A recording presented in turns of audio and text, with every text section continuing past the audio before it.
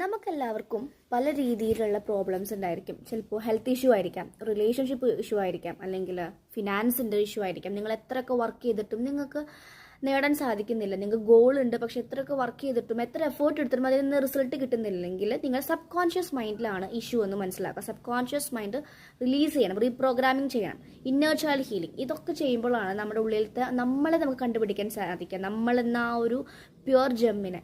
Okay, നമുക്ക് ഫാമിലിയിൽ നിന്ന് നമ്മൾ വളർന്ന സാഹചര്യത്തിൽ നിന്ന് നമ്മുടെ അമ്മയും അല്ലെങ്കിൽ അച്ഛനൊക്കെ കണ്ടു വളർന്ന ആ ഒരു ഇതിൽ നിന്ന് അവർ പഠിച്ചു വന്നിട്ടുള്ളത് ഇത്രയേ ഉള്ളൂ, ഇതിൽ ജീവിക്കുക എന്നതാണ്. പക്ഷെ അങ്ങനെയല്ല, നമുക്ക് എന്തിനും അട്രാക്ട് ചെയ്തെടുക്കാനുള്ള കഴിവുണ്ട്. ലോ ഓഫ് അട്രാക്ഷൻ പറയുന്ന പോലെ നമ്മൾ എന്താണോ ആഗ്രഹിക്കുന്നത് നമുക്ക് എത്തിപ്പെടാൻ സാധിക്കും. അതിനുവേണ്ടി 100 പേര് വർക്ക് ചെയ്യും എന്നാണ് പറയുന്നത്. അപ്പോൾ ഇന്നർ ചൈൽഡ് ഹീലിംഗ് അത്യാവശ്യമാണ്.